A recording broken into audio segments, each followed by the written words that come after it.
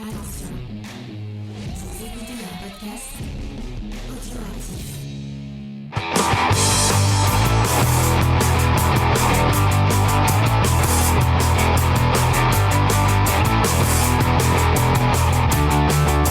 Salut à tous et bienvenue dans Comics Discovery, l'émission qui vous fait découvrir le monde merveilleux des riches et des moins riches, puisque cette semaine on vous parle de Exquisite Corpse, de notre ami James Tynion.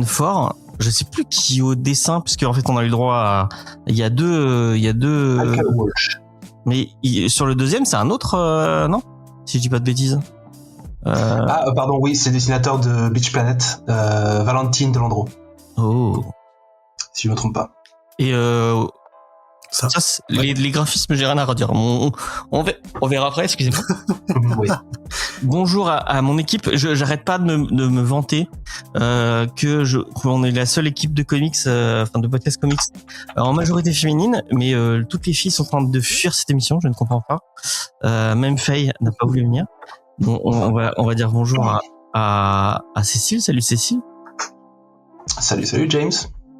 Et un petit revenant, c'est Judas. Salut Judas, ça va Judas? Bonjour James, revenant, je suis quand même là tous les 4-5 mois. Ouais, c'est vrai, il vient tous les trimestres. Je suis cyclique, je suis ta comète. Ouais.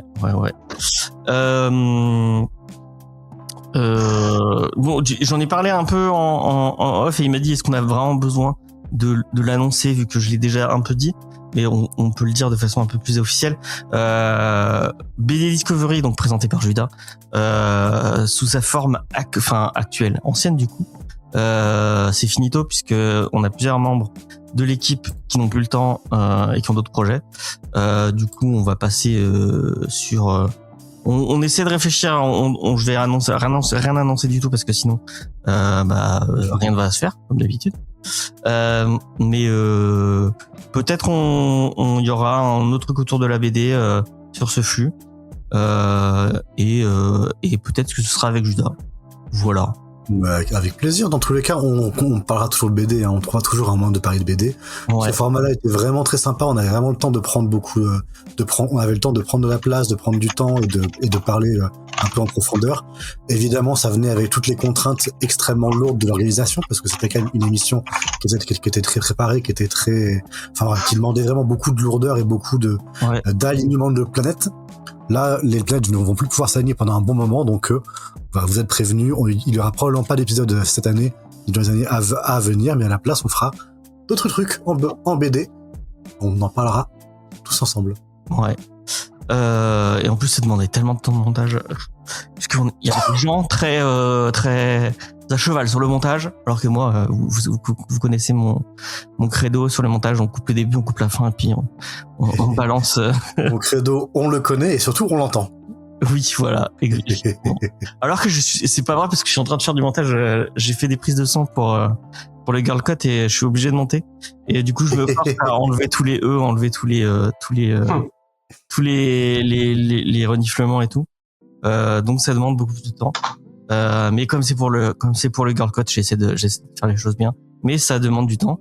C'est-à-dire 5 minutes, ça me prend 1 heure à peu près à monter. Donc, cette semaine, on va vous parler, comme je vous le disais, d'Exquisite Corpse de notre ami James Tynion. Mais avant, on va commencer par les petites recommandations culturelles.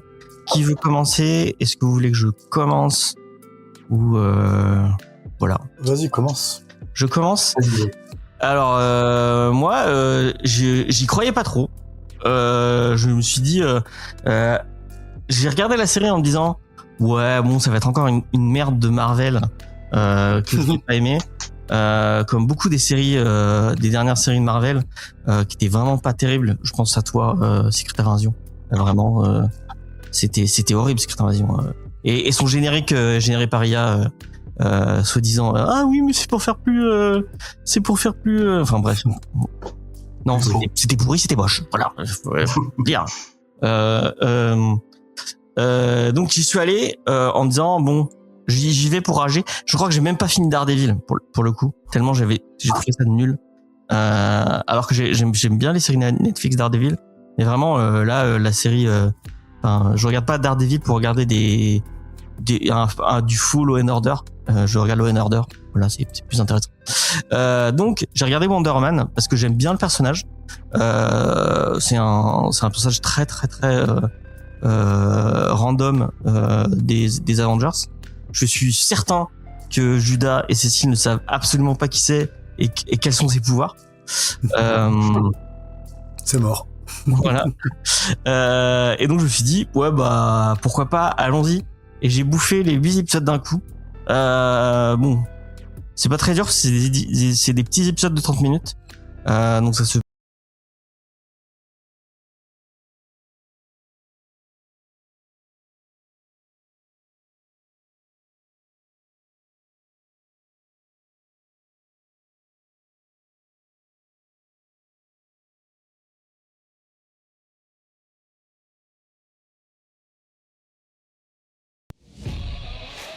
Attention, vous écoutez un podcast audioactif.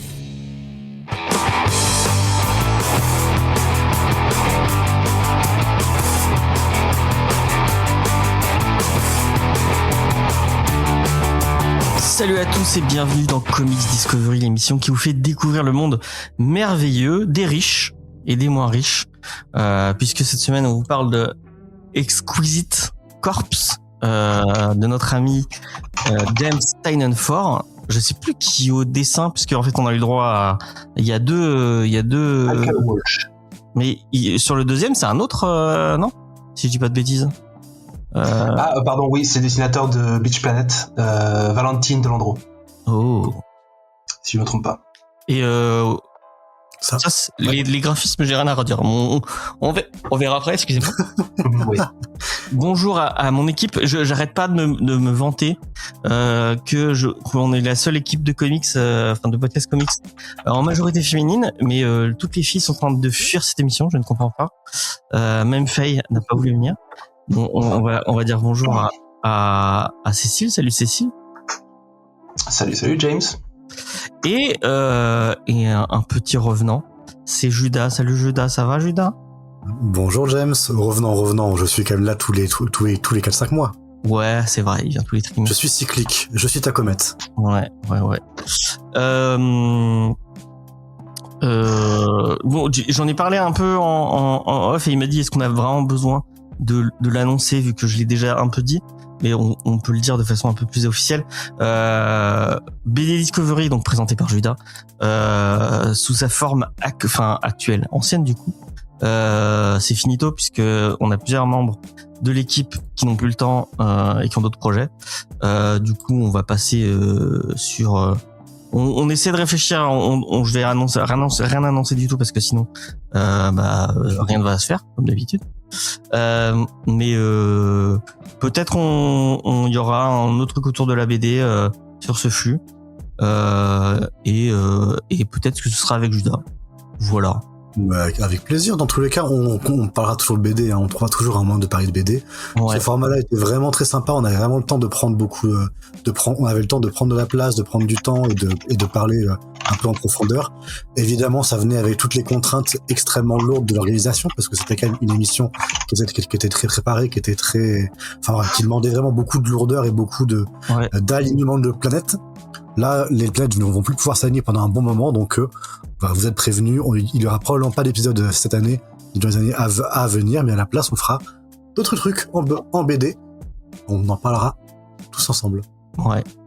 Et en plus, ça demandait tellement de temps de montage.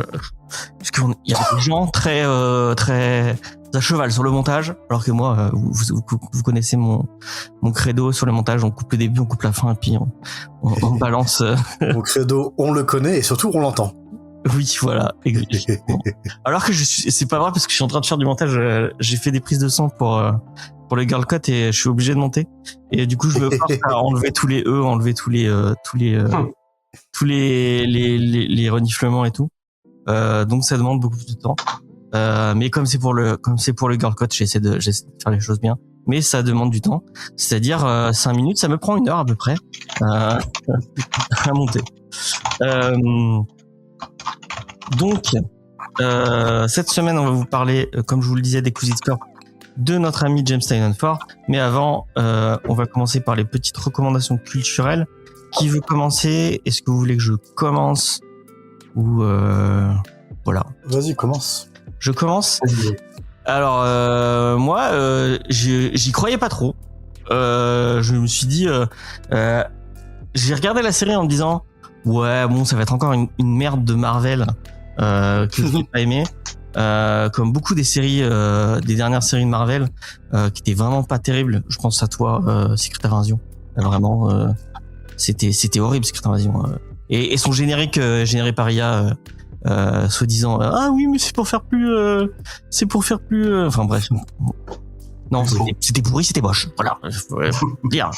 Donc j'y suis allé en me disant bon, j'y vais pour rager. Je crois que j'ai même pas fini Daredevil pour le coup, tellement j'ai trouvé ça nul. Alors que j'aime bien les séries Netflix Daredevil, mais vraiment là la série, je regarde pas Daredevil pour regarder du full Law & Order. Je regarde Law & Order. Voilà, c'est plus intéressant. Donc j'ai regardé Wonder Woman parce que j'aime bien le personnage. C'est un personnage très très très random des Avengers. Je suis certain que Judas et Cécile ne savent absolument pas qui c'est et quels sont ses pouvoirs. C'est mort. Voilà. Et donc je me suis dit ouais bah pourquoi pas, allons-y. Et j'ai bouffé les 8 épisodes d'un coup. Bon, c'est pas très dur, c'est des petits épisodes de 30 minutes. Donc ça se bouffe assez facilement. Et qu'est-ce que je peux en dire? Bah c'était pas trop mal pour du Barry du pauvre.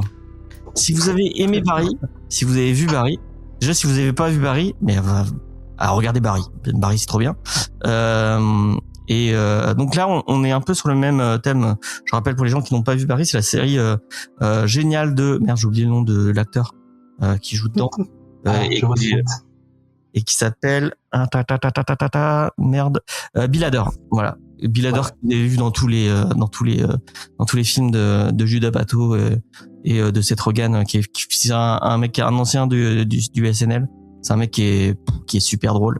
Et dans Barry, il est super drôle et il est super touchant.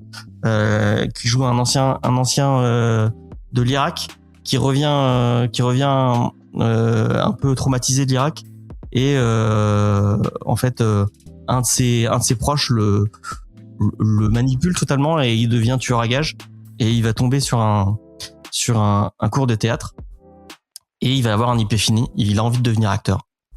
Et en fait du coup au travers de la série, Bill Hader, il arrive à, parce que Bill Hader, il produit, il écrit et du coup, il joue dans la série. Il se fout totalement de Hollywood et des travers d'Hollywood. Dans une superbe série HBO. Bon, on est sur, il y a quand même une grosse différence entre les deux. C'est sur HBO, donc ils arrivent ils ont des coudées beaucoup plus franches, c'est beaucoup plus agressif, c'est beaucoup plus acerbe que les Wonder Woman. Mais du coup, Wonder Woman, le pitch, c'est donc Simon Williams qui quand il était petit était très très fan du film Wonder Man, parce qu'il y avait un film Wonder Man dans l'univers de Marvel, qui est une espèce de Flash Gordon en nul. Et lui il était très très fan et son père l'a un peu poussé à devenir acteur. Et on apprend vite dans la série que les gens qui ont des pouvoirs ne peuvent pas devenir acteurs parce que il y a des problèmes d'assurance et il y a eu un problème avec une personne en particulier. D'ailleurs l'épisode qui explique pourquoi et on peut pas avoir est très cool et fait référence à un personnage dont je m'attendais pas du tout et j'ai trouvé ça trop intéressant de reprendre ce personnage. Et on retrouve quelqu'un dont j'avais pas trop apprécié le taf parce que moi j'aime pas trop Iron Man 3 comparé à et je sais qu'il y a des gens qui aiment bien Iron Man 3. Moi Iron Man 3 vraiment j'aime pas du tout. J'aime beaucoup le mandarin et je trouve qu'ils en avaient fait une blague pas très drôle puisque bon je vous spoil Iron Man 3. C'est en fait il y a le vrai méchant de Iron Man 3 n'est pas le mandarin, c'est le mandarin est un acteur qui joue à la place du vrai méchant. Et du coup, l'acteur qui joue le mandarin revient, se fait arrêter et est obligé par Damage Control, qui dans les comics est connu parce que Damage Control en fait c'est la boîte. Il y a eu plusieurs séries autour de ça. C'est la boîte qui, quand il y a eu des grosses bastons de super-héros, c'est eux qui arrivent et qui nettoient les débris et ce genre de conneries. Et il y a eu plusieurs séries autour de ça chez Marvel. C'était assez rigolo. Et là, du coup, Damage Control a créé une grosse prison anti-super-héros. Mais sauf que leur prison elle est vide. Donc ils se disent bon, on va traquer les gens à pouvoir pour pouvoir remplir notre prison. Et donc ils demandent au mec qui joue le mandarin de surveiller Simon Williams qui a des pouvoirs. Enfin eux, on sait qu'il a des pouvoirs. Eux, ils ont pas trop de preuves qu'il a des pouvoirs. Et donc lui, il joue un espèce d'acteur raté. Qui enchaîne les castings. Et son problème c'est que c'est un bon acteur, mais on le voit tout de suite. Il est un peu dans la. Je sais pas si vous êtes familier avec la méthode Actor Studio, où en fait on prend de ses émotions et on rajoute des trucs au personnage pour pouvoir montrer pour pouvoir montrer les émotions et aller plus loin. Et lui, il le fait beaucoup trop. Et il va rajouter. Il y a un moment au tout début, là, je spoil pas grand chose, c'est vraiment la toute première scène. Il doit jouer dans American Horror Story. Et il doit jouer un prof. Et sauf qu'il rajoute plein de détails. Puis à un moment, il dit ah mais j'ai pris tel livre, mais ce tel livre, c'est pas. Et en fait, tu comprends qu'il a fait des recherches de je sais pas pendant des heures et des heures sur le sujet dont il est censé donner des cours, alors que il a 3 répliques et il casse les couilles à toute la production sur des micro détails à la con. Et en fait, il fait tout le temps ça. Et c'est pour ça qu'il nique tous ses castings et qu'il perd tous ses rôles. Et il va rencontrer le mandarin qui va un peu le coacher et il va y avoir un vrai film Wonder Man et du coup il va jouer Wonder Man. Enfin bref, la série est marrante. Le duo entre Ben Kingsley et j'ai oublié le nom de l'acteur, mais c'est celui qu'on a vu tout nu en bleu dans la série Watchmen. Je rappelle que pour les gens qui n'étaient pas là, on a fait des récaps en live de la série Watchmen et je crois qu'il y a eu un fou rire de 1 demi-heure de Faye et de je sais plus qui, juste parce qu'on parlait de la bite bleue de Super Space, parce qu'à un moment on le voit à poil et il est bleu, donc et ça les a fait beaucoup rire de voir une bite. En vrai. Si vous lisez le comics, Dr Manhattan, on le voit tout le temps à poil, hein, donc on le voit dans la série, ça change pas grand chose. Mais l'acteur est bon, moi je le trouve très bon dans son rôle, il est très cool. La série franchement, c'est une petite série qui mange pas trop de pain. Ça se laisse regarder. Il y a des thèmes, les thèmes autour de l'acting et autour de ce qu'il y a à Hollywood est assez intéressant.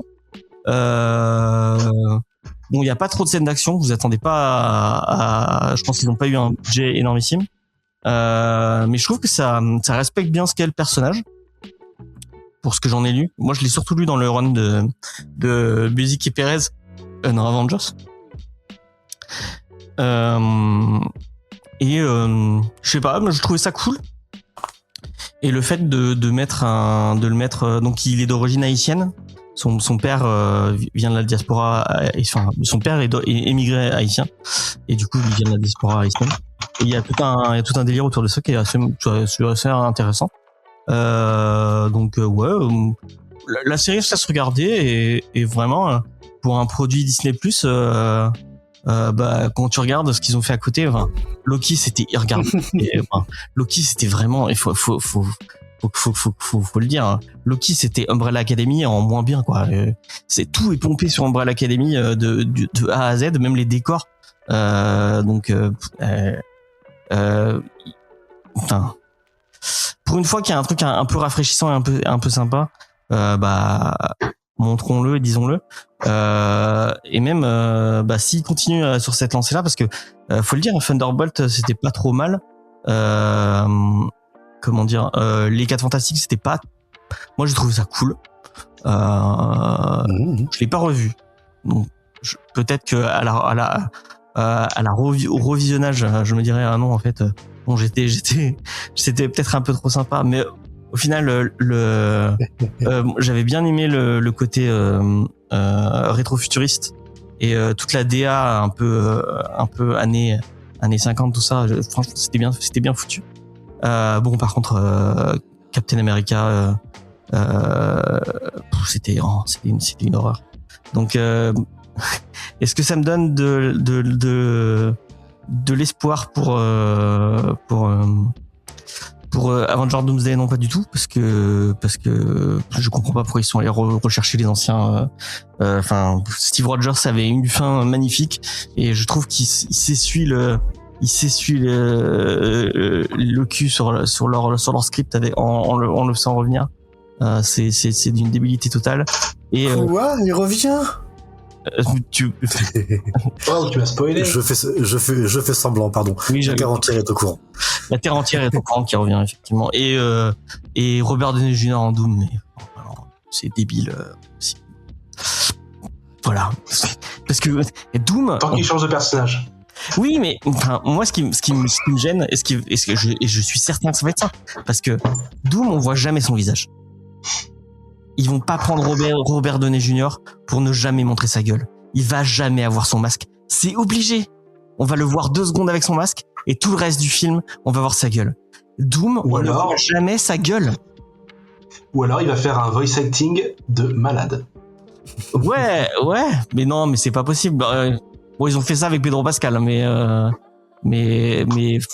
ça marche super bien dans la saison de Mandalorian. Ouais, mais je pense pas. Vraiment. Mais en vrai, Robert Downey Jr. n'a pas l'aura n'a pas vraiment le type de. Ah, il est bon. Quand il veut, il est bon. Je sais pas si t'as vu. Il est très bon.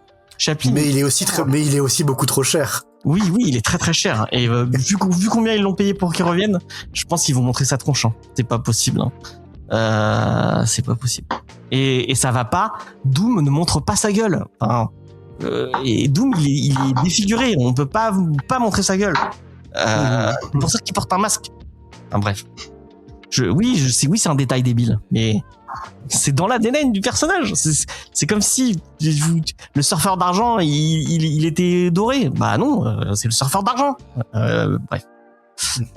Voilà. Je m'énerve tout seul pour rien.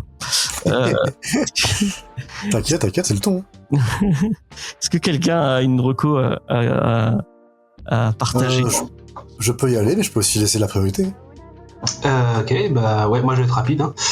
Moi, je vais vous recommander de la musique. C'est un dernier album d'un groupe qui s'appelle Papoose. C'est un groupe français de rock. Papoose, vous l'écrivez P-A-P-2-O-Z. Et leur dernier album s'appelle Papoose and Friends. Et c'est un album. Alors, Papoose, c'est un groupe de rock qui a un style très décontracté, très chill, inspiration de musique latine un peu, musique d'Amérique latine. Et là, ils sont toujours dans cette continuité, sauf que là, du coup, il y a l'aspect Friends qui est impliqué. Du coup, chaque album a son propre featuring.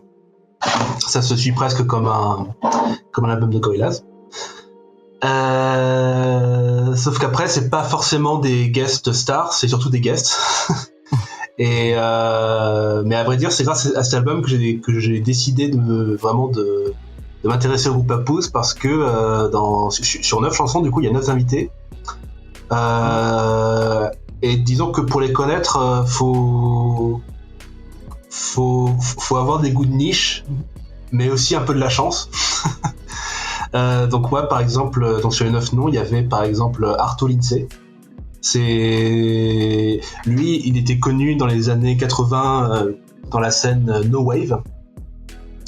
Il faisait de la musique inspirée punk très vénère que j'aime beaucoup. Et en fait, je retrouve maintenant, en 2026, je retrouve avec le groupe Papoose sur cet album. Et il fait de la musique super chill. Et sur ce même disque, il y a une chanteuse que j'adore qui s'appelle Molly Lewis. une chanteuse australienne, qui elle par contre c'est une siffleuse. Elle est spécialiste elle chante jamais. Elle se concentre plutôt sur le sifflement. Et elle le fait ça super bien. Et voilà, pour le reste en fait c'était que la découverte, donc je vais citer les noms au hasard. Si par hasard vous connaissez Hugo Hamlet, Sophia Bolt, Rennie Lane ou Saxa Goff ou alors les Oracle Sisters, je peux vous recommander de les écouter le temps d'une chanson sur l'album Pabos and Friends. Et moi en tout cas c'était une super découverte et voilà, c'est un album tout récent, il y a 2 semaines à peine qui est sorti, que je vous recommande. Voilà, Papoose and Friends. Et c'est à voter sur ma playlist. Merci beaucoup. Si vous voulez. En plus, autre avantage aussi, l'album il dure 29 minutes. Voilà. Ok. 9 chansons. Ouais. C'est à peu près le temps qu'il vous faudra pour lire notre comics du jour en diagonale. Aussi, oui. Oui, effectivement. Ok. Je passe à mes recos du coup. Vas-y. Il ne plus que toi. Alors, moi j'aurais bien aimé vous recommander Dispatch parce que je l'avais commencé en début de semaine et là je l'ai fini en fin de semaine. Sauf que j'ai pas trop aimé la fin. Enfin, l'écriture est un petit peu. Dispatch du coup pour resituer, c'est un jeu vidéo qui est fait par les créateurs de The Wolf Among Us par exemple. Donc en fait c'est une aventure à choix. Sauf que là, ils sont partis sur une comédie super-héroïque. Et du coup, donc il y a pas mal d'extraits qui traînent en ligne, etc. Le contenu du jeu est plutôt assez drôle, même si l'humour est très, pipi caca zizi. Mais bon, ça peut faire un peu son taf. Et surtout, moi, j'ai beaucoup aimé parce qu'en fait, t'as vraiment un gameplay au milieu qui est de Dispatch, c'est-à-dire que le boulot du coup du personnage principal, outre toute son intrigue personnelle, ça va être d'être agent opérateur pour super-héros. En fait, tu vas faire un peu le taf de Oracle dans Batman, sauf que en fait, sous tes ordres, tu as une team de super-héros que tu vas recevoir du coup sur l'ordinateur des missions et tu vas les dispatcher, tu vas les envoyer un petit peu, vous deux allez faire cette mission, vous deux là, là attendez, là on a une urgence, attendez les égouts ont explosé là-bas, toi t'y vas et toi tu restes là, etc. Et du coup il y a vraiment une boucle de gameplay à se dire tel héros est fort en ça, faible en ça, je peux envoyer ceux-là ensemble, ils vont bien se compléter pour telle mission, et essayer de deviner un peu ce que la mission demandera au final, qui est très cool. Le gameplay est ça va assez vite, et puis les personnages parlent tout le temps pendant que tu fais les missions, donc en fait t'as beaucoup de voice line, de dialogues, etc. qui sont assez marrants, assez sympas, très dynamiques, très péchus. Bon, sauf que les 2 premiers chapitres, c'est une intro, donc t'as pas vraiment le gameplay. Et les 3 derniers chapitres, c'est une histoire en ligne droite, donc le gameplay est moins intéressant, et c'est vraiment très dirigé. Et donc en fait, l'aspect comédie héroïque c'est une version du coup de The Office, mais avec des super-héros. Ça ne tient vraiment que pendant 3 chapitres. Et le reste, c'est de la série B de super-héros avec une intrigue vue et revue et des petites lourdeurs d'écriture pas ouf. La fin, vraiment, il y a 3 fois le même plot qui revient en boucle, c'est un peu usant. Et donc j'étais un peu déçu, donc je vais pas vous recommander Dispatch, même s'il y a une saison 2, j'y jouerai probablement parce que c'était quand même un bon moment. À la place, moi, ce que je lis en ce moment, c'est j'ai lu du coup pendant les fêtes de Noël, j'ai lu le premier tome d'une trilogie, quadrilogie du coup, je sais plus. Bref, j'ai lu Gideon the Nine, qui est du coup un roman de science-fiction, science-fantasy un petit peu, écrit par une autrice, je crois qu'elle est australienne, bref, je ne sais plus. Gideon the Nine, écrit par je vais l'avoir sous la main. Où est le titre? Tamsin Muir. Oui, c'est ça, merci. Tamsin Muir. Voilà. C'est une science-fiction où on a grosso modo qui est basée sur la nécromancie. Où en fait il y a un empire avec un empereur qui a sous sa main 9 familles de nécromanciens qui gouvernent l'univers. Et chacune de ces familles a des héritiers, a du coup donc un nécromancien qui est protégé par un chevalier, un cavalier, qui forment un binôme. Ils sont tous convoqués par l'empereur pour subir une épreuve, quelque chose qui n'était pas arrivé depuis 1000 ans, et donc ils doivent un petit peu tous prouver leur valeur. Ils se retrouvent tous sur la planète originale, et se retrouvent un petit peu dans une sorte de d'escape game géant, un peu Hunger Games, avec des intrigues politiques au milieu. Et on va suivre des intrigues assez complexes, dotées d'épreuves sur la magie nécromantique avec des explications tarabiscotées, du point de vue de Gideon, de la 9e maison. Gideon qui n'est absolument pas taillé pour son job de cavalière. Gideon qui est obsédé par deux choses, se battre et les nichons. Autant vous dire que toutes les intrigues lui passent par-dessus de la tête à 10 000 lieues.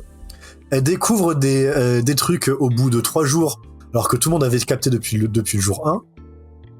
Et son tandem avec sa nécromancienne est plutôt mal engagé. Les deux se détestent, se font la gueule et se mettent des bâtons dans les roues. Mais elles vont évidemment devoir coopérer, et ça va être l'occasion un petit peu de découvrir un peu plus sur leur enfance en commun, assez compliqué, et d'apprendre un petit peu à découvrir les deux personnages qui pour le coup sont le vrai point fort du bouquin, qui moi m'ont beaucoup plu. J'ai beaucoup apprécié tous les personnages en fait qu'on voit un petit peu, sont bien développés, sont super punchy, et l'intrigue est vachement bien ficelée, c'est super intéressant. Et une fois que j'ai terminé de lire le premier tome, mon ami qui me l'a conseillé m'a avoué que tout était tiré d'une fanfiction Homestuck, ce qui devrait pas me surprendre vu ce genre de plot. Donc voilà, Homestuck c'est super bien, la communauté fait n'importe quoi, et donc en l'occurrence, Gideon la 9e c'est tiré de la fanfic la plus populaire dans un certain côté, mais dont l'autrice a arrêté d'écrire pour en fait remanier le truc et se dire non mais en fait c'est plus intéressant si j'en fais une histoire à part et si vraiment je développe ce que je veux dire avec, et ça a abouti à Gideon la 9e qui a un premier tome qui est super génial. Et moi du coup j'ai commencé le second tome où on suit un autre personnage qui est passionnant aussi mais très différent, et donc pour l'instant c'est ma lecture préférée de l'année 2025. Et je commence 2026 avec le tome 2. Je ne peux que vous conseiller Gideon la 9e, c'est super chouette. Ok, merci pour ces superbes recommandations culturelles de qualité, comme d'habitude. Tu m'as presque donné envie de lire de la SF. Mais en vrai, ça ressemble plus à de la fantasy en termes de délire. Mais en fait, donné envie de lire Homestuck. Non, ne fais pas l'erreur, ne tombe pas dans le puits. Oui, il a essayé de me vendre Homestuck, mais en fait, maintenant c'est et puis c'est plus possible de lire Homestuck, soyons honnêtes. Flash est mort, et ce qui faisait vraiment l'intérêt médiatique de Homestuck dans son traitement et son recoisage de code, c'était construit sur Flash. Donc à moins de se motiver pendant 3 heures pour installer des émulateurs de Flash, franchement vous ne pouvez pas lire Homestuck aujourd'hui. Mais je crois qu'on peut les remater sur YouTube. Il y a des Ouais, mais ça, en fait, t'as pas les jeux vidéo, parce que t'avais des moments dans Homestuck où genre tu cliquais sur page suivante et hop ça lançait un jeu vidéo entier qui faisait plusieurs heures quoi. Ouais. Et pareil, ça changeait de format tout le temps. La page elle évoluait. T'avais des trucs qui étaient construits avec tous les médias un petit peu de la page internet. Et ça, malheureusement, cette interactivité là, elle est perdue quasiment à jamais. C'est dingue, c'est un lost media de la BD en fait. Ouais, t'as des trucs qui l'émulent et qui se rapprochent, mais ça demande vraiment beaucoup d'investissement technique, quoi. Faudrait qu'ils le sortent en jeu vidéo ou en... Ouais, après, ils pourraient le faire avec une sorte de web novel adaptée, etc. Mais ça demanderait de rebosser la structure en plus. Mais... Bref. Assez parlé de Homestuck, on va invoquer des fans étranges dans nos DM. Passons à autre chose. Parce que j'ai plus envie de parler de Homestuck, que je n'ai même pas lu, que de Exquisite Corpse que j'ai lu. Et là, et après, c'est moi qui suis dur. Ouais, non, c'est moi qui je suis un peu dur, c'est vrai. J'avais demandé à Cécile de faire la review, mais je l'ai oublié. Et après, j'ai demandé à Judas, et Judas m'a dit non. Mais est-ce que Cécile, tu as fait la review du coup pour le coup? Oui, t'inquiète, j'ai mon petit incipit de présentation. Vas-y, je te laisse. Alors, Exquisite Corpses, c'est un comics scénarisé par James Tynion, 4e du nom. Il est connu pour des comics qu'il a écrits au sein de DC Comics. Il a repris Batman à un moment. Ouais. Il a aussi fait un crossover Batman Tortue Ninja, que je connais pour un magnifique mème. Mais à côté de ça, il s'est fait connaître pour des histoires plus originales telles que The Woods et The Nice House by the Lake. BD d'ailleurs qui cartonne super bien en France. Ouais. On en a fait deux. Vous en avez fait 2 épisodes. Ouais, on a fait le premier, on a fait la suite aussi. Oui, The Nice House by the Sea. Ouais. On a fait Deviant. Ça avait fait l'unanimité parmi l'équipe. Hein. Ouais, c'est vraiment bien, c'est vraiment trop bien. C'est vraiment trop bien. Donc il nous propose un nouvel univers avec Exquisite Corpses. En compagnie de 2 dessinateurs, Michael Walsh pour le premier volume et Valentine Delandro par la suite. Valentine Delandro, lui qui avait dessiné Beach Planet, que j'ai bien aimé. Et à la couleur, Beach Planet. Oui. Et à la couleur, on retrouve Jordi Belair. Jordi Belair, la meilleure. Bah franchement, les palettes sont sublimes. Revenons à la présentation. Côté édition, il s'agit d'un comics coédité. Donc d'un côté, on a Image Comics, maison d'édition qui est plutôt une alternative à DC Marvel, si vous pensez que les comics ne sont pas que DC Marvel. Donc Image Comics qui ont été connus pour leur série Spawn. Et en coédition, on retrouve Tiny Onion, qui est tout simplement la nouvelle maison d'édition de James Tynion, 4e du nom. Tout simplement qui voulait créer sa propre structure pour que ça serve de tremplin pour de nouveaux artistes et apparemment aussi du cross-média, si j'en crois l'introduction de Exquisite Corpses.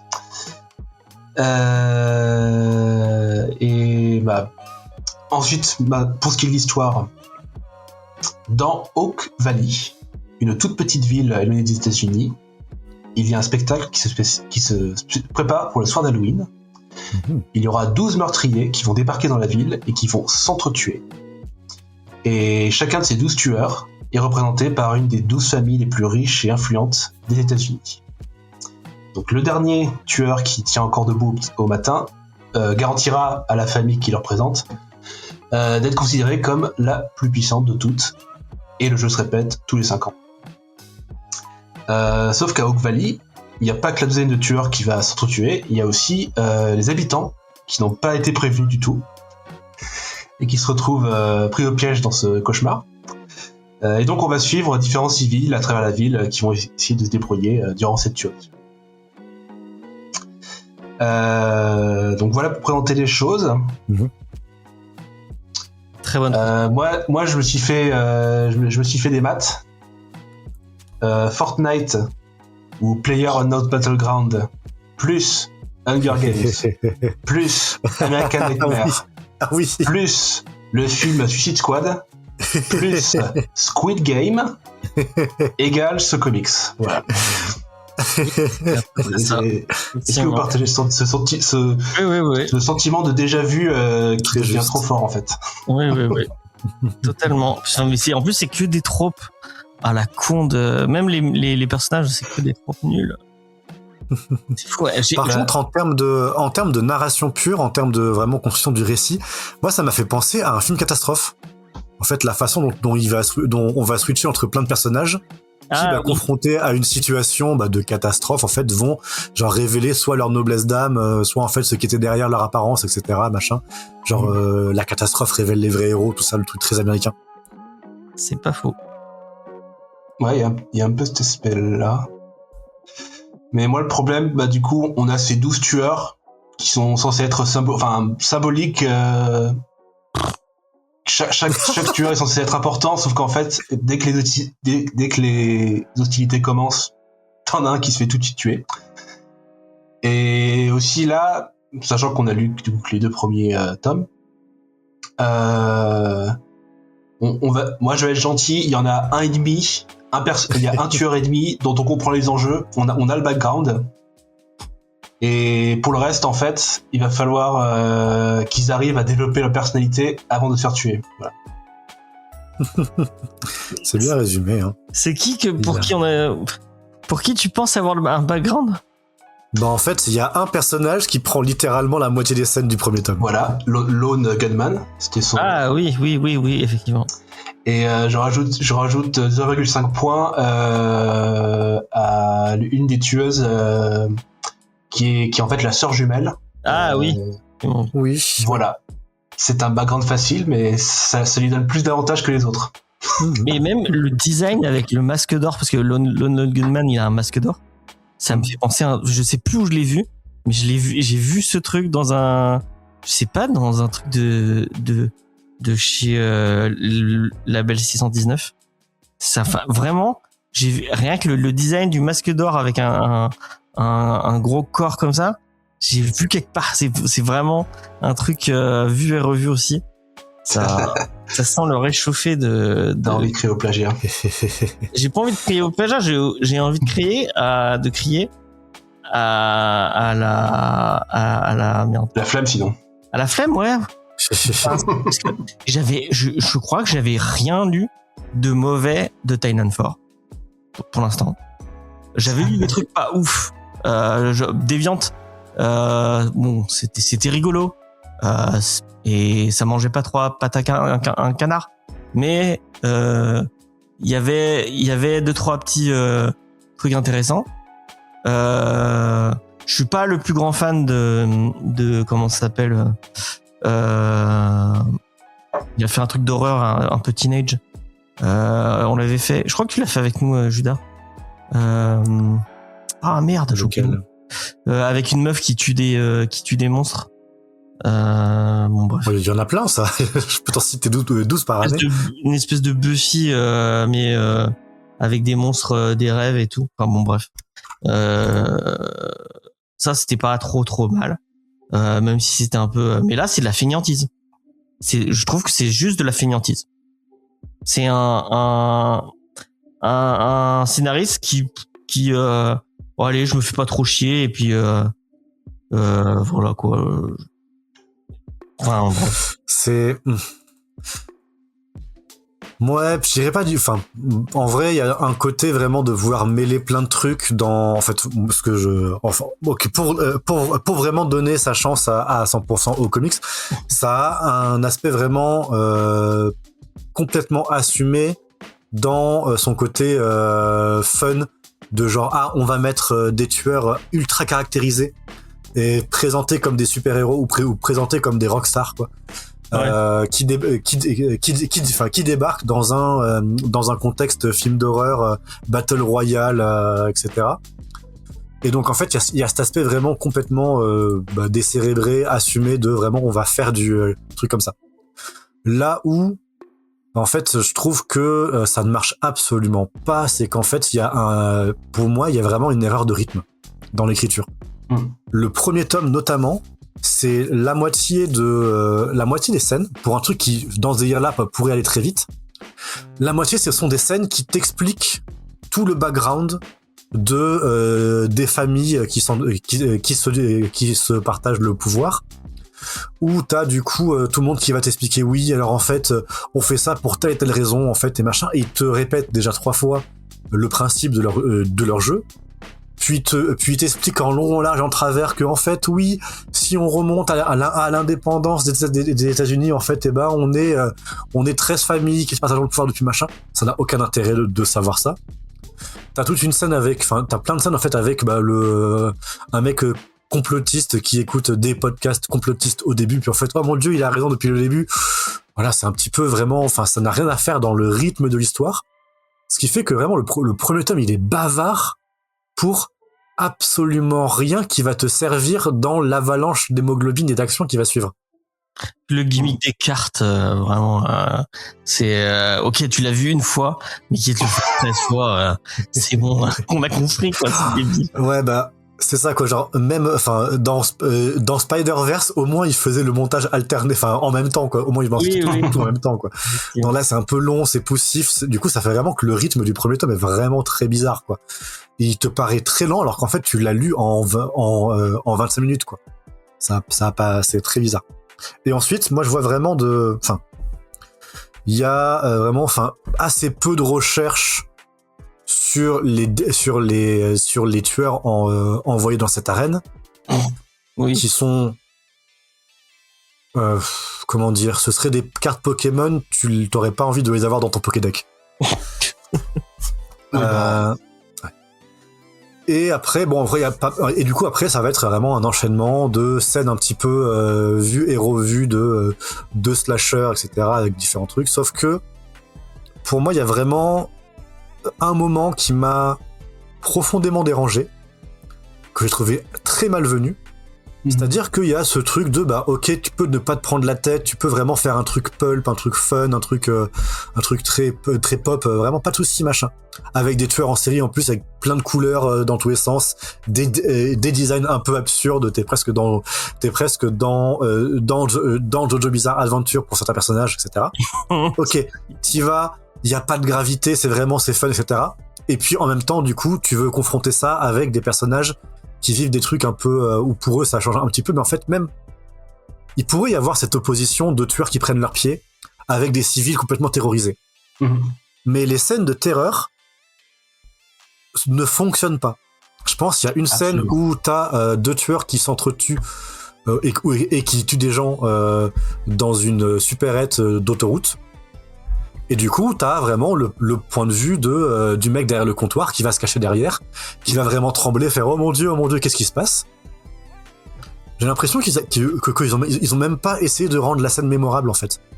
Genre vraiment, c'est un peu fainéant, c'est pas terrible, t'es en mode là, mais quand je pense à ce genre de scène de plongée de la réalité vers l'horreur, bon déjà je pense à la scène du diner dans Sandman, qui pour moi est un peu le sommet de tout ça, mais vraiment il y a très peu de recherches. Tu vas vraiment citer Neil Gaiman dans... pardon, oui, je m'en souviens. Désolé, c'est interdit maintenant. Désolé, oui, j'ai pas fait. Désolé, mais en termes d'écriture, ce moment. Oui, il est fort, hein. Il est fort. C'est vrai que c'est Lindemann, j'avais oublié, toutes mes excuses. Bref. Voilà. Ah mais t'as raison, moi je suis très fan de Sandman, c'est un connard mais il est très très fort. En tout cas vraiment dans le truc de bascule de commun vers une scène horrible, ça marche bien. Mais là c'est même pas, c'est pas très travaillé quoi. Donc déjà cette opposition là elle marche pas vraiment, c'est un peu on reste un petit peu dans du film catastrophe, sauf que les tornades c'est pas des tornades mais c'est des clowns tueurs quoi. Mais c'est un truc qu'on a déjà dit. Enfin après on va donner la parole à Cécile parce qu'il a pas trop donné son avis. Mais moi c'est c'est une take que j'ai. Je sais pas si Cécile va être d'accord avec moi pour le coup. Mais c'est un truc qu'on a répété à plusieurs fois. L'horreur en bande dessinée c'est compliqué. Ouais. Super. L'horreur pure et dure en bande dessinée ça marche pas. Il faut toucher sur autre chose. Il faut comme c'est le lecteur qui gère le rythme, la façon dont il lit, en fait c'est compliqué de faire une mise en page et de faire en littérature tu l'as parce que tu sais c'est continu et il y a pas de et c'est toi qui mets les images dans ta tête. Là le fait que tu me laisses des images et en plus du coup c'est compliqué des trucs où j'ai vraiment eu peur en BD. Je les compte sur les doigts d'une main. Et là, le fait que ce soit fainéant, ça ajoute. Ça ajoute. Ça aurait été un film, j'aurais pu rigoler parce que c'est débile. Il y a des tueurs de partout. Des slashers comme ça, j'en ai vu des milliards. Et moi, j'aime bien les slashers, donc ça aurait pu me faire rire. Mais là, c'est de la BD et ça marche pas. En horreur, en BD, tu peux jouer sur un truc tu peux jouer par exemple sur la peur physique de tourner la page. Parce que dans un roman, quand tu vois la suite de la page, en fait, enfin, ou quand tu vois la page d'après, il faut vraiment t'arrêter pour regarder les mots, et tu peux vraiment ne les avoir que dans une séquence. À moins vraiment d'avoir 3 mots en fin de chapitre que tu peux lire sans faire gaffe. Et du coup, c'est un truc comme ça. Et il y a en fait, pour moi, c'est aussi ça qui marche bien dans une BD comme The Walking Dead. Le comics, pour moi, il fonctionne à plein de moments exactement comme ça, en fait, parce que t'as des personnages où on t'a imposé à plusieurs moments que, si tu tournes la page, il peut y avoir un zombie qui les croque. Fin. Et du coup, ça marche bien un petit peu cette tension et cette peur que t'as vraiment de la peur physique de l'objet et la peur physique de tourner la page. Bref, il y a pas mal de choses en fait à faire avec l'horreur en BD, mais en tout cas, il faut être inventif, avoir des trucs comme ça, et là, c'est pas le cas. J'avais juste oublié, excuse-moi, avant de passer la parole, j'avais commencé du coup à dire que moi, il y avait une scène qui m'avait profondément dérangé et que je trouvais malvenue. C'est une scène dans le deuxième volume avec un des tueurs qui, je crois que c'est un empoisonneur. Ah oui.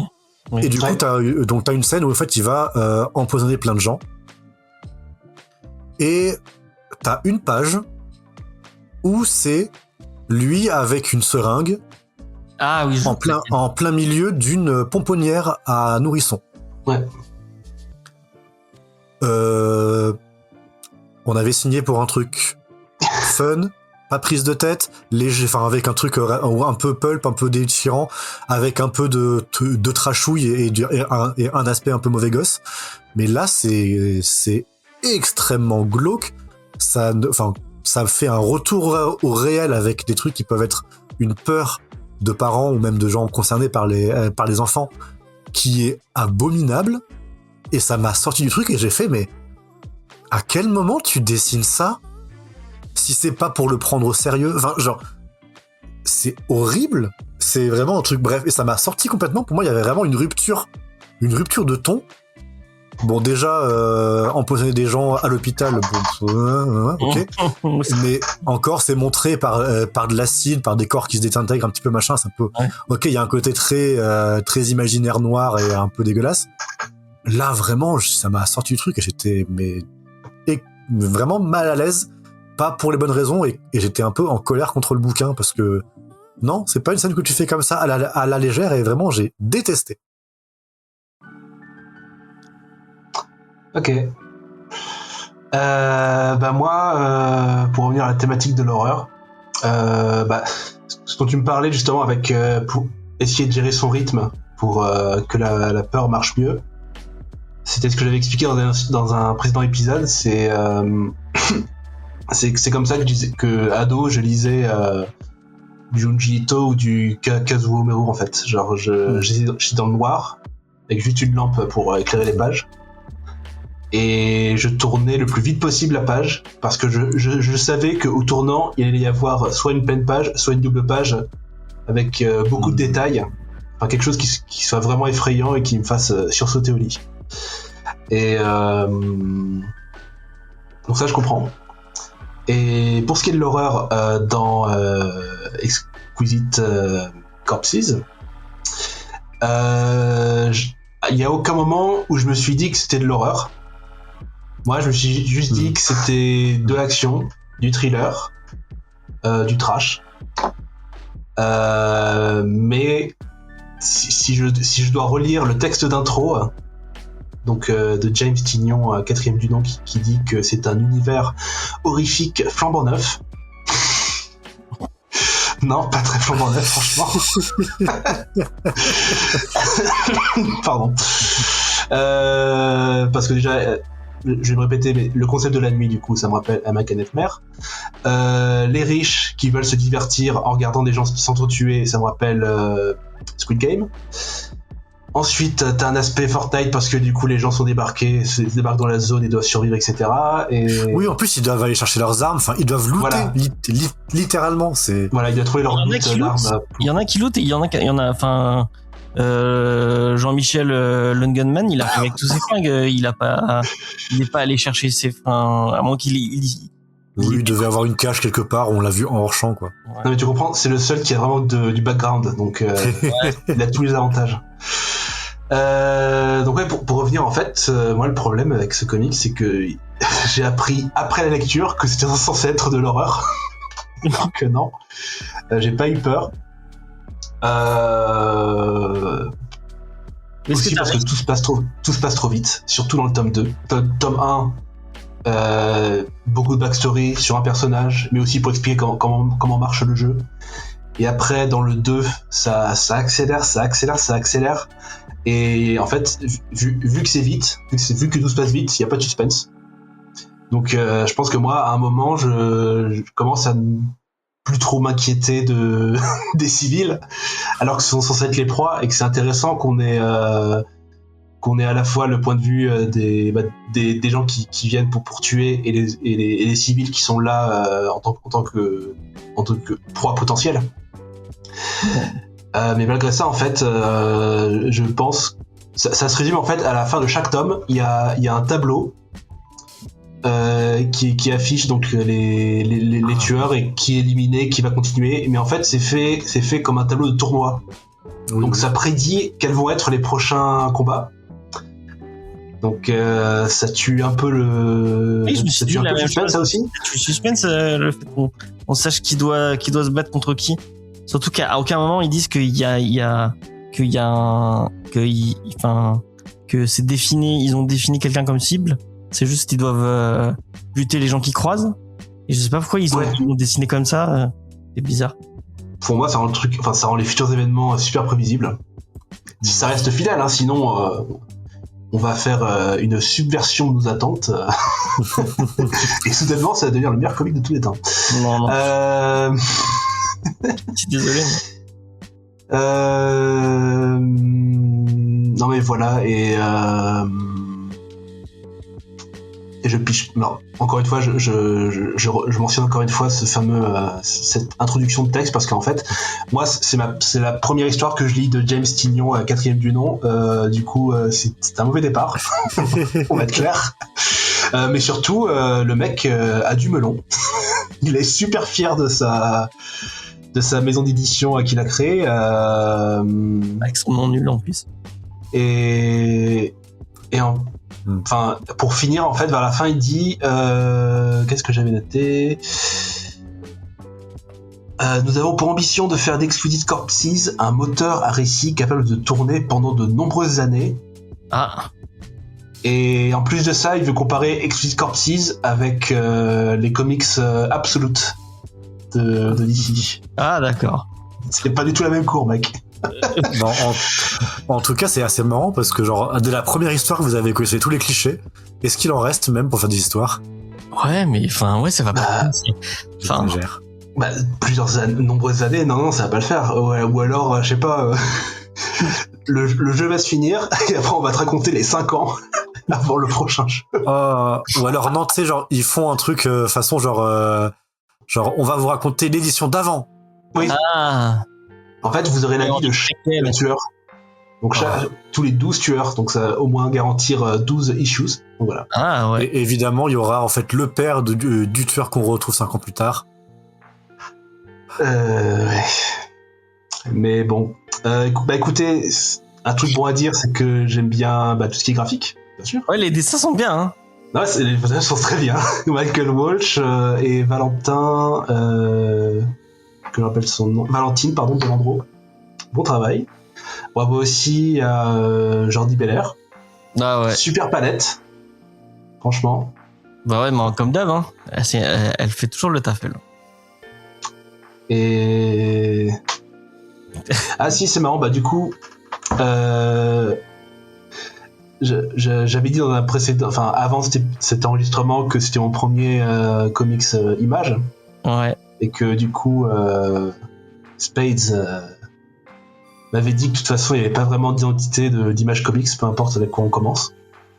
Mais quand je lisais au moins le premier tome, ou non, pardon, plutôt le deuxième tome de Excluded Corpses, ça m'avait rappelé l'esthétique de Deadly Class.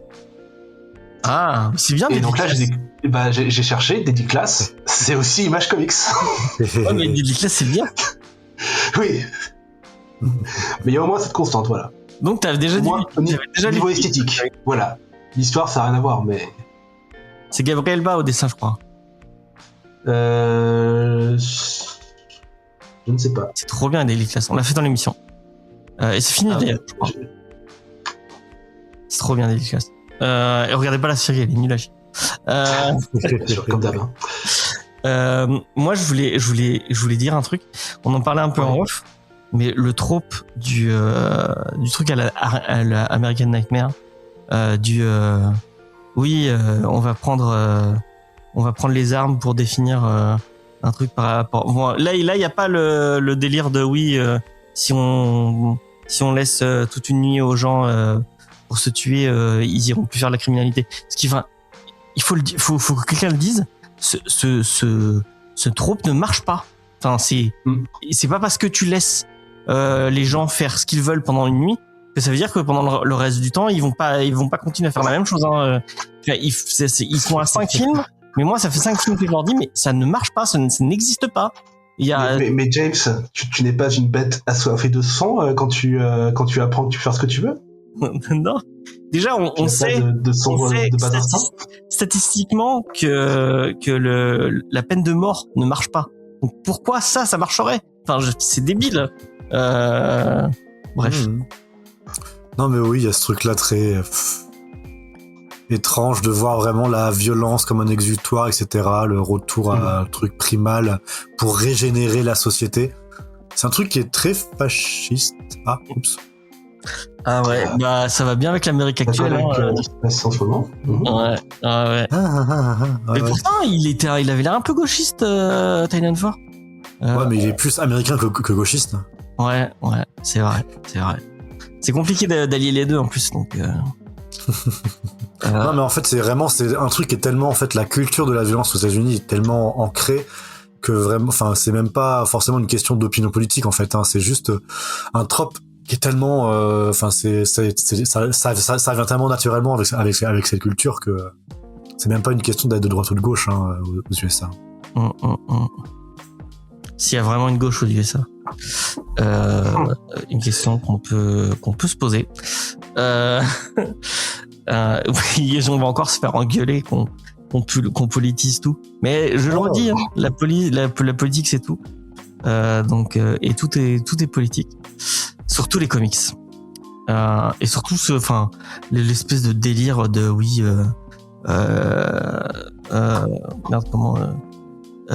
famille, un grand dirigeant qui gère tout, un peu à la Big Pharma ou à la.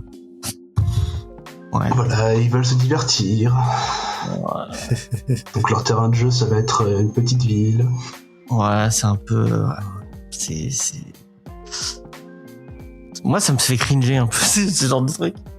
Donc ouais, je suis vraiment déçu parce que j'en attendais beaucoup. Je me disais ouais cool, c'est Titan 4 et en plus ça a l'air un peu sanglant et tout, et bah c'est une petite déception quoi de la part de notre ami Titan 4.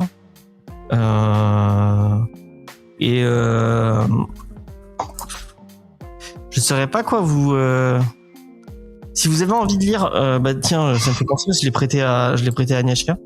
Je sais pas, peut-être que tu l'as lu du coup, Cécile. Si t'as envie de lire du comics d'horreur, bon, est-ce qu'on peut le classer? Ouais, c'est quand même du comics d'horreur.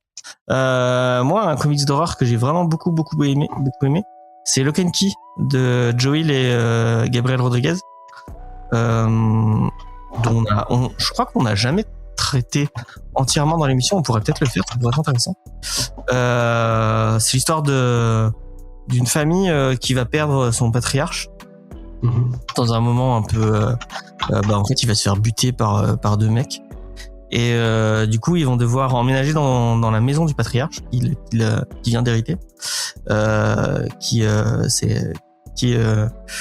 c'est écrit par le fils de Stephen King. Donc il y a beaucoup de tropes qui reviennent un peu à la Stephen King.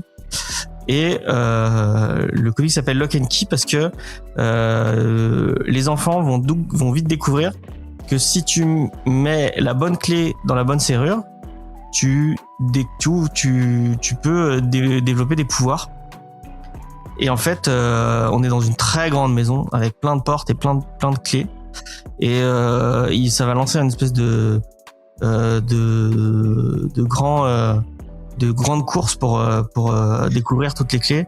Et il y a, je crois, un des méchants les plus terrifiants d'un point de vue moral, je trouve, de tout comics confondu, que j'ai lu et qui est très très cool, avec un vrai lore, un vrai univers sympa. Le style de Gabriel Rodriguez au début peut un peu rebuter parce qu'il a des visages un peu spécial, mais on s'y fait très vite, et je trouve qu'il a vraiment une patte graphique bien à lui. Et Lock and Key, vraiment, si vous avez l'occasion de le lire, lisez-le. C'est vraiment très très très très cool. Il y a une intégrale, non? Ouais, moi j'ai eu la chance d'avoir les intégrales Master Edition de Milady, quand iComics s'appelait encore Milady, et du coup iComics les a ressortis en intégrale complète et en petit si vous voulez. Et il y a des suites, mais j'ai pas lu les suites. Je trouve que l'histoire en elle-même se suffit bien. T'as une bonne fin et une bonne. La fin est cool. Et il y a un truc qui est vraiment bien dans cette série. Bon, il aurait pu aller un peu plus loin. Il y a un personnage qui a un handicap. Moi, je l'aurais défini comme trisomique 21, mais c'est jamais vraiment dit en fait. C'est un peu dommage. Il aurait pu le nommer. Il y a un traitement de l'handicap et de l'enfant handicapé qui est assez intéressant. Et vraiment, bon, là, je l'ai dit pour dédicace, mais vraiment ne regardez pas la série. Il y a une série sur Netflix, elle est ignoble. Vraiment, elle est ignoble. Quand tu lis le comics et que tu vois la série, tu te dis mais vraiment qu'est-ce qu'ils sont allés foutre quoi. C'est vraiment un super comics. Et si vous voulez une histoire d'horreur, après, est-ce que c'est vraiment de l'horreur? Ouais, il y a plein de tropes d'horreur, donc. Sinon, il y a Providence aussi qui est pas mal. Après, faut kiffer. Providence, c'est vraiment si vous aimez Lovecraft, parce que il y a beaucoup de refs. C'est intéressant si vous avez les refs de Lovecraft. C'est peut-être pas. Ok. Si vous voulez une histoire où des tueurs s'entretuent dans un grand battle royale pour des intérêts au-dessus d'eux, moi je vous conseille premier degré Kindergarten Wars, du coup qui est un manga où grosso modo c'est des tueurs dans un programme de réinsertion qui doivent protéger une école élémentaire. Non, c'est même maternelle, ouais. Maternelle. Et du coup, donc on a 3-4 tueurs du coup qui sont les profs, et du coup l'école va se faire attaquer en boucle par des super méchants, enfin par des tueurs méchants, parce que y a les enfants des dirigeants du monde dans l'école et d'autres trucs un peu cachés. Et c'est du coup à chaque fois plein de concepts très sympas de genre vous avez un tueur qui est spécialisé dans les explosifs qui arrivent et ils vont tuer tout le monde machin, bref, voilà. Et c'est très très fun pour le coup, et c'est mélangé à de la romance parce que du coup c'est aussi un manga de romance où l'héroïne cherche le prince charmant. Sauf qu'elle les tue. Tout simplement, le manga Battle Royale, il est trop bien. Si vous l'avez pas lu. Battle Royale, c'est très bien aussi. Le manga Battle Royale, c'est une tuerie. Il est trop bien. Il y a le manga aussi qui reprend un peu le même délire. Ça s'appelle Suicide Island, où c'est tout le Japon.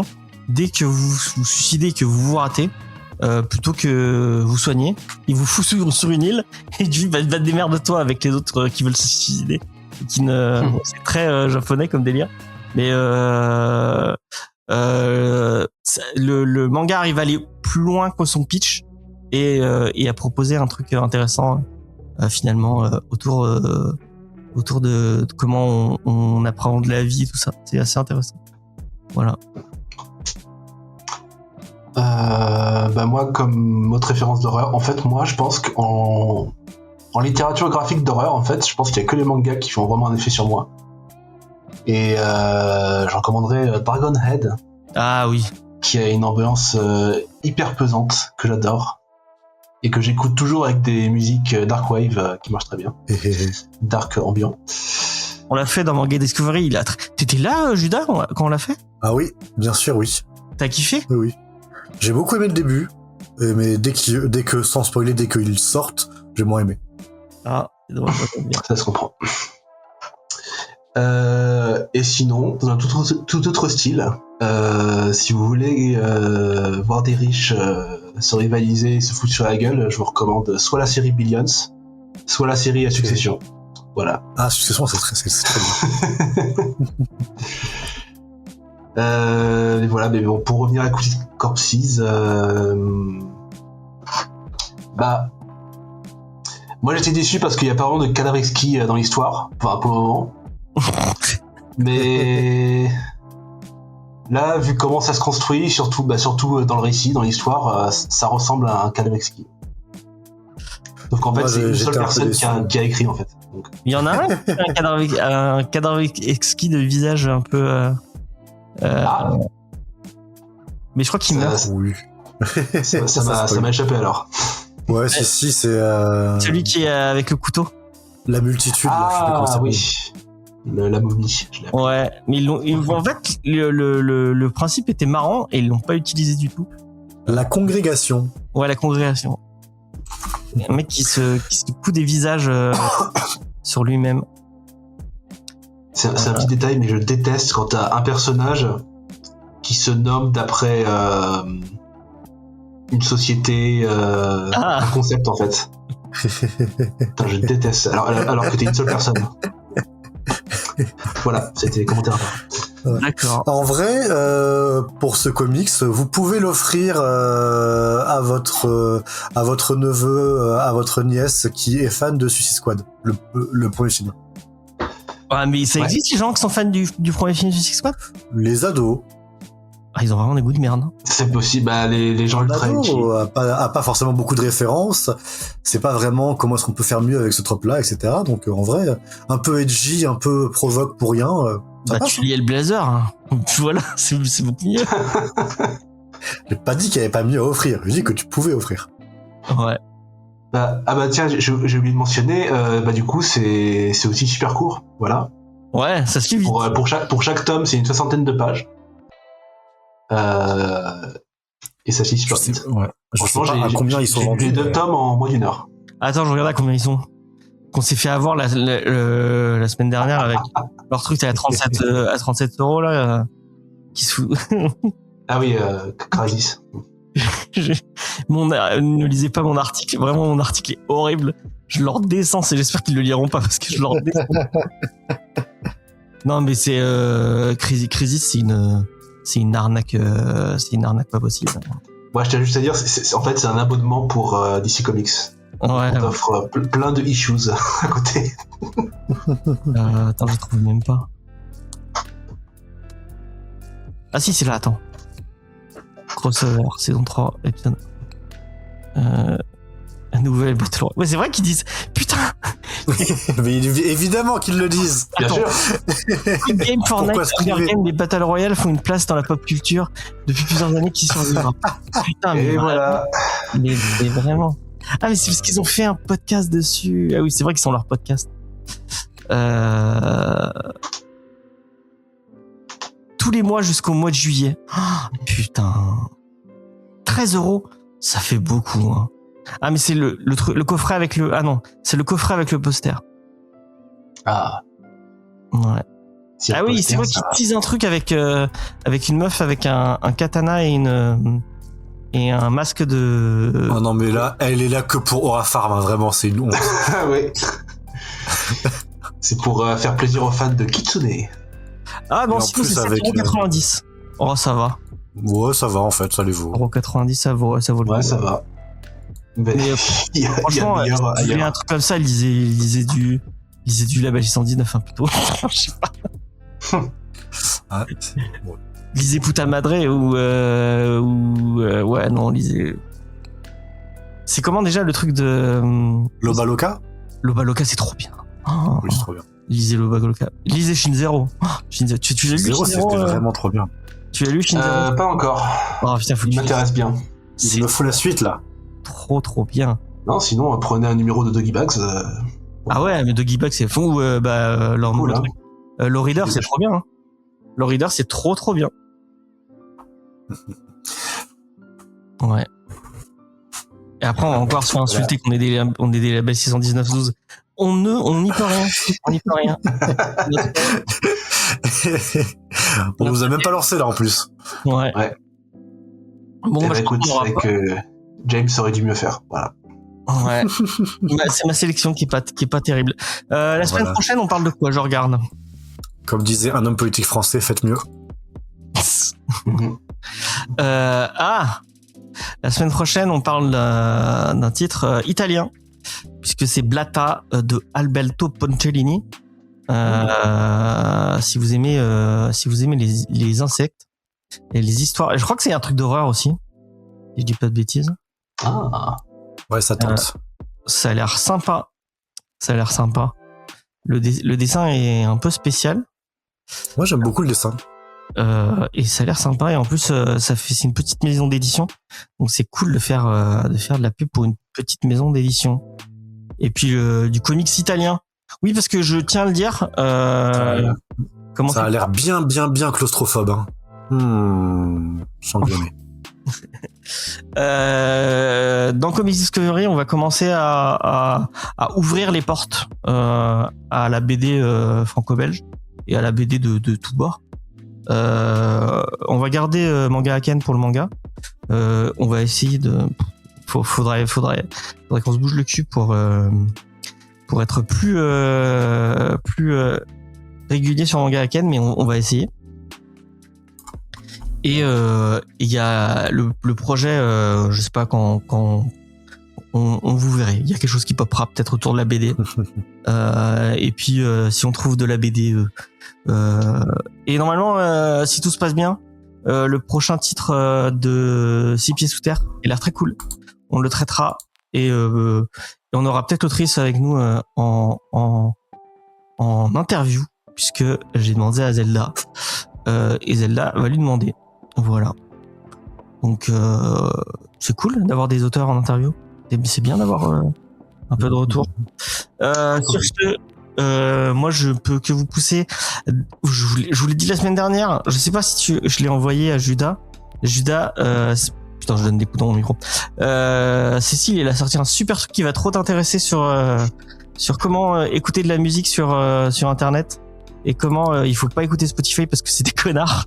Il l'a sorti sur Instagram et c'est vraiment très cool. Donc allez suivre la page Insta de Cécile parce qu'il y a des trucs très très très bien dessus. C'est quoi ton arrobase?